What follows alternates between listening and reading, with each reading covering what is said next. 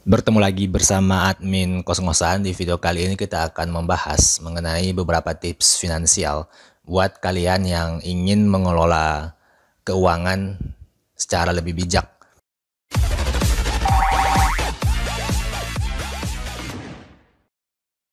Nah, di kesempatan kali ini, izinkan saya memperkenalkan diri terlebih dahulu. Saya adalah Muhammad Reza Harahap sebagai admin dan juga konten kreator di channel YouTube Kos-Kosan. Di sini saya akan memberikan beberapa pengalaman pribadi saya dalam mengelola keuangan dimulai dari sejak pertama kali bekerja hingga saat ini sebagai seorang konten kreator. Dalam profesi konten kreator sendiri, orang-orang sering menganggap bahwa tentu saja memiliki keuangan yang tidak pasti karena bergantung dari endorsement dan juga dari Google AdSense seperti itu. Nah, kita akan membahas bagaimana sih cara seorang konten kreator dalam mengelola keuangannya hingga mencapai target financial freedom. Nah, apa itu financial freedom? Financial freedom adalah suatu kondisi di mana pendapatan ataupun income pasif kita lebih besar daripada pengeluaran per bulannya. Misalnya, teman-teman memiliki penghasilan pasif dari pos income A, dan itu bisa menghidupi teman-teman tanpa harus bekerja secara aktif lagi, seperti mungkin ngantor ataupun bekerja di lapangan setiap hari seperti itu. Nah, kita akan memberikan beberapa tahapan dalam mengelola keuangan hingga mencapai financial freedom, karena jujur target saat ini adalah untuk mencapai financial freedom pada usia 40 tahun. Nah, yang pertama ketika saya telah selesai menyelesaikan kuliah, seperti pada mahasiswa fresh graduate lainnya, saya pun mencari pekerjaan. Nah, ketika itu masa-masa tidak produktif terjadi karena memang tidak ada penghasilan sama sekali, dan ketika itu saya alhamdulillah diterima bekerja, itu pun tidak sesuai dengan bidang saya yang basicnya adalah pertanian. Saya diterima bekerja di salah satu perusahaan rintisan seperti itu dalam membuat website. Saya sebagai web developer di situ. Kebetulan saya memang memiliki passion di bidang website karena skripsi saya atau memiliki tema tentang website pertanian seperti itu. Nah, setelah saya diterima bekerja di perusahaan tersebut, saya bekerja di situ selama 1,5 tahun. Pada tahap pertama, tips finansial yang bisa kalian lakukan adalah menyimpan sebagian dari pendapatan utama kalian untuk ditabung secara konvensional. Nah, saran Mimin di sini adalah kalian harus membedakan rekening tabungan dengan rekening penghasilan. Jadi, ketika kalian mendapatkan gaji dari rekening A misalnya, kalian harus membuat tabungan di rekening B dan bedakan. Itu adalah salah satu tips supaya kalian tidak bisa mengganggu tabungan yang telah kalian kumpulkan di rekening B seperti itu. Nah, itu adalah tahap pertama, yaitu menabung secara konvensional. Nah, di tahap yang kedua, ketika saya telah mengumpulkan cukup banyak uang, kemudian saya mengalokasikan uang tersebut untuk dibeli emas ataupun logam mulia. Nah, pilihan saya adalah untuk membeli logam mulia emas batangan, yaitu antam.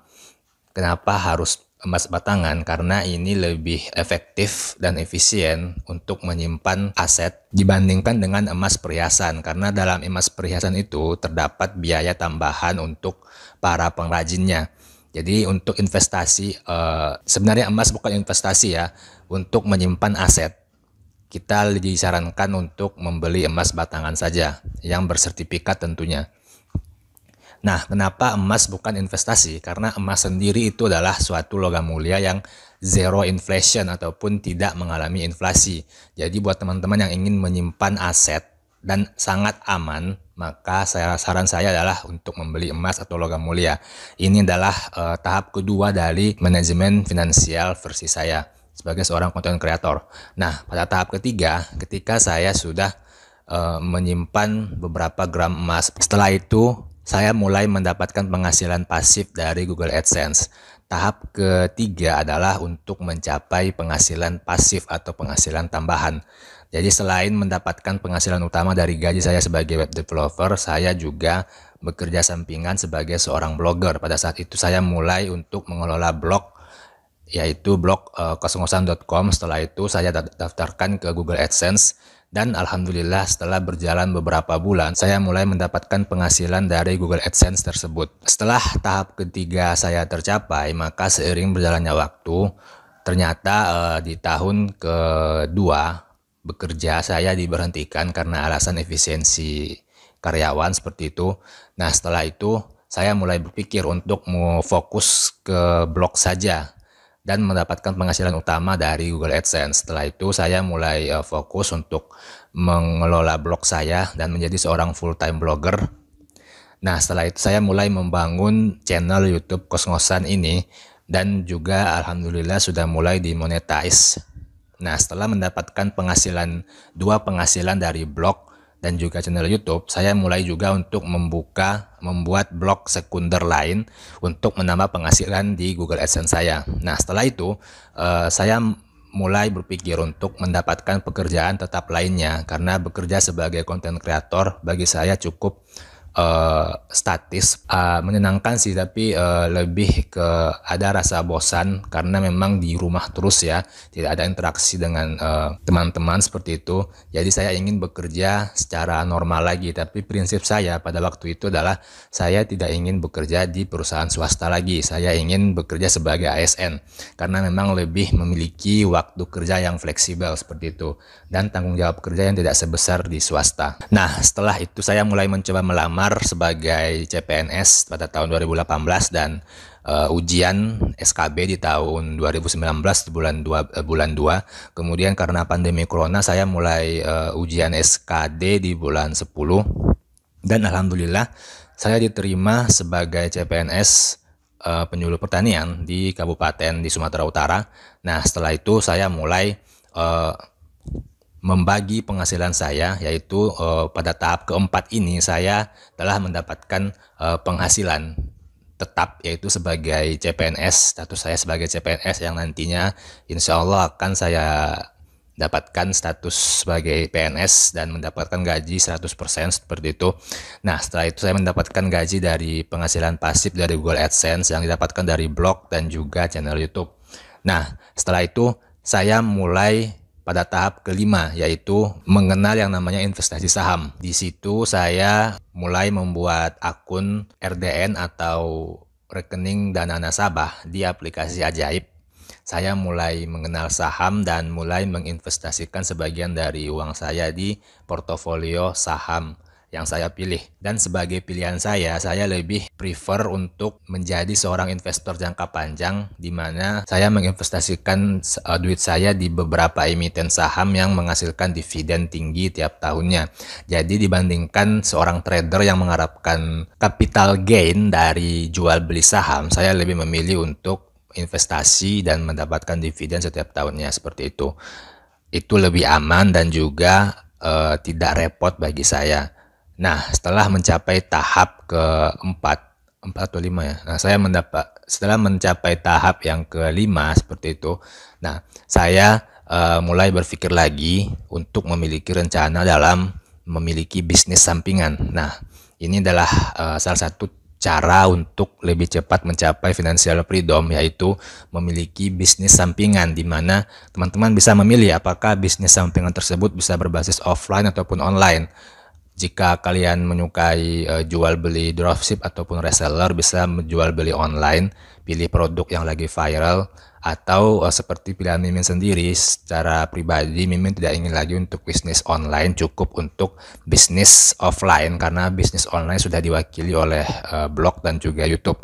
Jadi rencananya nanti Mimin akan mulai membuka bisnis offline, yaitu jual apa seperti itu, jual makanan ataupun minuman. Dan rencana yang kedua adalah saya juga mulai membuka akun di Binance, yaitu sebagian dari duit saya untuk membeli cryptocurrency. Karena kenapa harus kripto? Kripto ini menurut saya adalah suatu mata uang digital baru yang prospektif, yang nantinya banyak digunakan di dunia. Karena sebagai indikator saja, sudah banyak perusahaan-perusahaan besar yang menerima pembelian dalam bentuk kripto, yaitu sebut saja seperti Tesla. Beberapa tahap tersebut adalah yang sudah saya rekomendasikan kepada kalian, bagaimana cara mencapai financial freedom secepat mungkin. Nah, saya akan mulai highlight ya untuk beberapa langkah-langkahnya ataupun tahapan-tahapannya. Yang pertama, kalian harus bekerja tetap dulu, memiliki penghasilan tetap. Ini adalah wajib karena memang untuk bekerja secara normal kita butuh untuk mendapatkan gaji secara bulanan ataupun mingguan seperti itu ataupun harian. Nah, setelah mendapatkan penghasilan tetap, maka carilah penghasilan tambahan dari suatu hobi yang kalian sukai. Di sini saya menyukai menulis blog dan juga membuat video di YouTube dan mendapatkan penghasilan dari Google AdSense. Dan yang ketiga, mulailah untuk menabung penghasilan kalian tersebut dan bedakan pada rekening yang lain seperti itu. Nah, yang keempat, mulailah untuk membeli logam mulia atau emas. Kenapa harus emas? Karena di sini emas fungsinya untuk menyimpan uang kita supaya tidak tergerus oleh inflasi. Yang kelima itu adalah mulailah untuk investasi di saham ataupun reksadana. Di sini Mimin lebih memilih saham karena lebih memberikan keuntungan yang besar. Tapi kalian apabila tidak ingin risiko tinggi, kalian juga bisa memilih reksadana, yaitu reksadana pasar tetap atau reksadana modal atau reksadana saham seperti itu. Jadi itu adalah tahap kelima. Tahap keenamnya adalah untuk mulai membuka bisnis sampingan baru. Setelah itu kalian bisa menginvestasikan sedikit dari uang kalian untuk cryptocurrency. Ini adalah salah satu bentuk investasi yang paling potensial di masa depan. Nah, setelah itu kalian konsisten dalam melakukan beberapa tahapan tersebut. Dan terakhir yang paling penting adalah jangan meningkatkan gaya hidup. Ketika suatu penghasilan kalian meningkat, jangan juga meningkatkan gaya hidup ataupun biaya hidup. Ini akan sangat menggagalkan usaha kalian untuk mencapai financial freedom. Karena penghasilan boleh naik, namun gaya hidup tidak boleh naik.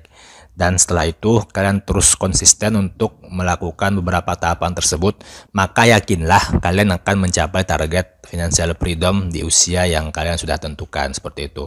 Nah, itu adalah beberapa langkah-langkah sederhana yang bisa saya berikan kepada kalian sebagai seorang content creator dan juga sebagai seorang ASN seperti itu. Karena menurut pribadi saya sendiri, banyak sekali dari ASN yang menggadaikan SK ataupun tidak memiliki manajemen keuangan yang baik sebagai seorang ASN. Padahal menurut saya seorang ASN itu lebih baik dalam hal finansial apabila memang dikelola dengan baik dan bisa juga untuk mencapai financial freedom. Karena seperti yang kita ketahui, seorang ASN pastinya akan memiliki yang namanya uang pensiunan ketika mengalami masa pensiun nantinya. Dan setelah itu, bayangkan ketika kalian sebagai seorang ASN dan seorang blogger ataupun YouTuber dan mendapatkan bisnis sampingan dan juga menginvestasikan duit kalian di saham, maka otomatis kalian akan bisa berleha-leha. Bahkan mungkin kalian bisa melakukan pensiun dini ataupun pensiun sebelum waktunya untuk menikmati masa tua atau untuk melakukan hal-hal yang lebih kalian inginkan tanpa harus terikat lagi dengan pekerjaan tetap seperti itu. Nah, demikian beberapa tips sederhana dari saya sebagai admin kos-kosan. Apabila kalian merasa tips-tips tersebut mungkin tidak sesuai dengan realita ataupun ekspektasi kalian, silakan berbagi saran di kolom komentar. Jangan lupa untuk share video ini atau bagikan ke teman-temanmu. Like juga videonya. Subscribe channel YouTube Kos-Kosan untuk membantu mendukung Mimin dalam memberikan tips-tips bermanfaat lainnya kepada kalian. Terima kasih.